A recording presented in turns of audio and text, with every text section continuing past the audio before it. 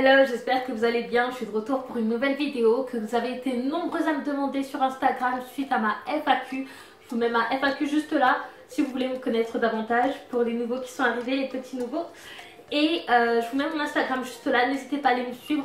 On est de plus en plus nombreux, on y va doucement mais sûrement. Et tant qu'à faire, si vous ne me suivez pas encore, faites-le juste là.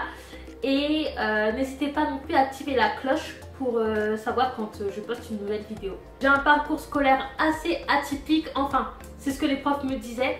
J'ai un parcours scolaire qui n'est pas très normal. Déjà, est-ce que moi-même je suis normale? Donc c'est parti, commençons par le commencement, le collège. Alors comme tout le monde, j'ai fait la 6e, 5e, 4e, 3e. Sauf que ma 3e, je l'ai faite dans un lycée et en alternance. On était une classe réduite en fait, on avait quelques difficultés, donc j'étais dans cette classe là. Et je l'ai faite en alternance dans une boulangerie. Faut savoir qu'on était libre de choisir l'entreprise qu'on voulait. Et comme j'avais déjà effectué un stage d'une semaine dans cette boulangerie, j'y suis retournée et ils m'ont pris.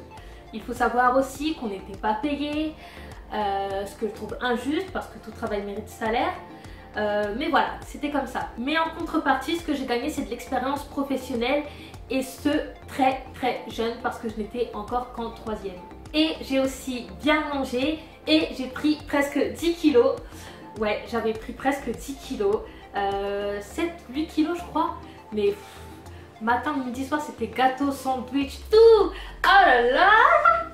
Ensuite, c'est là que les choses sont un peu compliquées. On m'a mis en CAP et moi je voulais aller en bac. On a refusé mon entrée en bac parce qu'ils estimaient, en fait, les professeurs estimaient que j'avais trop de difficultés. Donc j'ai fait 3 mois je crois en CAP. J'ai insisté pour qu'ils me mettent en bac. Et je voulais aller en bac pro vente. Donc ils m'ont mis en bac pro vente 3 mois après la rentrée. Donc j'y suis entrée en décembre ou en janvier je crois. Donc j'ai dû rattraper tout le retard car ils avaient avancé dans le programme, ce qui est tout à fait logique.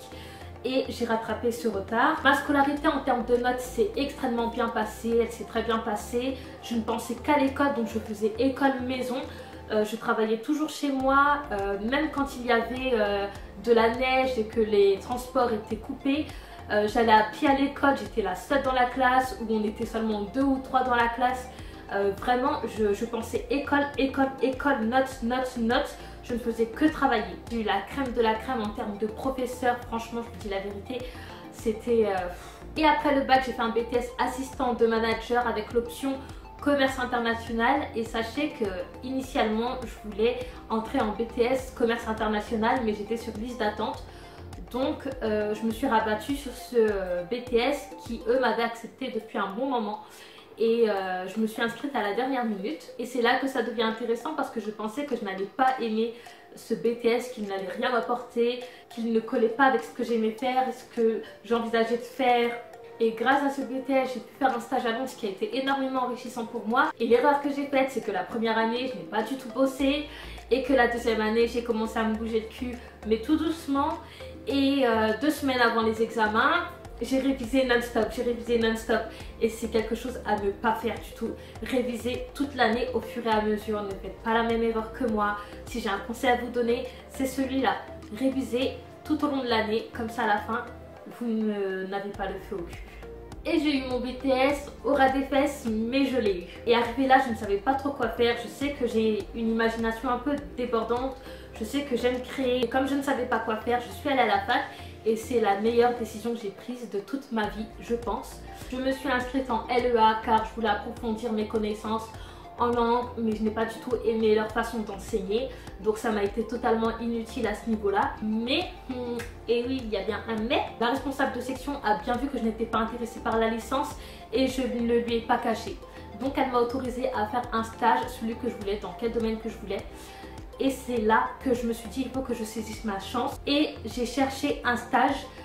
Ah, ça fait 4 fois que je recommence cette phrase. J'ai cherché un stage et j'ai trouvé un stage dans le domaine qui me plaisait, la cosmétique et la beauté. Je savais que je voulais travailler dans ce domaine, notamment dans le domaine du luxe. Et je suis allée aux Galeries Lafayette.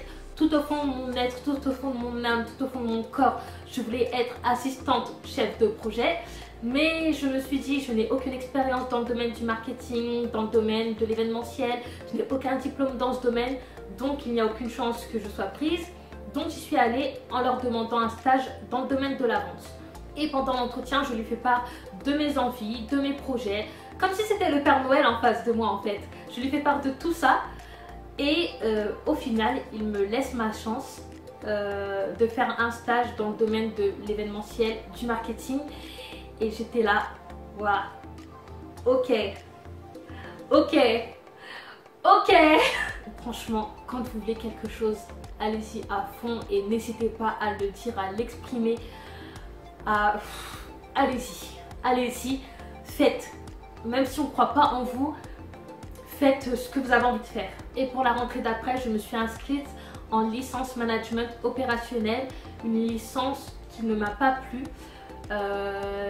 La façon dont les professeurs enseignaient était pas la bonne selon moi. Je ne me suis pas épanouie dans cette licence, mais grâce à cette licence et aussi au travail que j'ai fourni aux Galeries Lafayette, j'ai pu faire une alternance dans un autre magasin à Galeries Lafayette pendant 1 an et j'ai encore organisé des événements et le travail était encore un peu plus poussé et ça a été que du positif en fait. J'en ai tiré que du positif de cette expérience professionnelle. Et si j'ai un conseil à vous donner, peu importe à quel niveau vous en êtes au niveau des études, peu importe la filière, si vous pouvez avoir des expériences professionnelles, faites-le parce que c'est ça qui compte, c'est les compétences. Quand vous allez voir un recruteur, il va regarder vos compétences. Certes, il regarde un minimum les diplômes, mais il regarde l'expérience professionnelle et les compétences que vous avez. Et pour finir, après cette année extraordinaire, je me suis inscrite en master marketing et commercial. Mais le master ne m'a pas du tout plu. Il était trop axé sur le commercial et c'est pas du tout ce que je voulais. Ça ne colle pas avec ce que je veux faire. Ça ne colle pas avec les compétences que je cherche à acquérir et à aiguiser. Donc pour la rentrée prochaine, je recommence un cursus en master marketing digital cette fois-ci. Si vous n'êtes pas heureux dans votre scolarité, changez, prenez du recul sur la situation, voyez vraiment ce que vous voulez. Voilà, changez, recommencez, c'est pas grave. Moi cette année, du fait que mon master ne m'a pas plu, m'a permis de me concentrer sur les vidéos YouTube par exemple. C'est quelque chose que j'avais envie de faire depuis longtemps et je me trouvais toujours l'excuse pour ne pas faire ces vidéos YouTube. Et voilà, grâce au fait que le master ne m'ait pas plu, je me suis lancée. Donc voilà pour mon parcours scolaire. Je crois que je vous ai tout dit et j'espère que je vous ai motivé. Quand vous croyez que c'est fini, quand vous croyez que ça y est, je suis au bout du rouleau, je ne sais plus quoi faire, j'espère que mon parcours scolaire vous a motivé et vous redonne espoir. Et voilà, faites vos inscriptions. N'oubliez pas de les faire, n'oubliez pas la date butoir surtout. Si vous avez des questions ou quoi que ce soit, venez me les poster sur Instagram, je réponds tout le temps, ou sur Snap. N'hésitez pas non plus à vous abonner à ma page Instagram, je vous le remets juste ici, et à vous abonner à ma chaîne YouTube. On va bientôt atteindre les 3000. Et n'hésitez pas à commenter, à me dire ce que vous pensez de la vidéo. J'aimerais avoir votre avis, j'aimerais que vous me parliez de votre parcours scolaire aussi, ça m'intéresse vraiment. Donc n'hésitez pas à utiliser la barre de commentaires et commenter vraiment. À vendredi 18 h pour une nouvelle vidéo. J'espère que celle-ci vous aura vraiment aidé. Donc voilà, je vous retiens pas plus longtemps et je vous fais de gros bisous. Ciao ciao.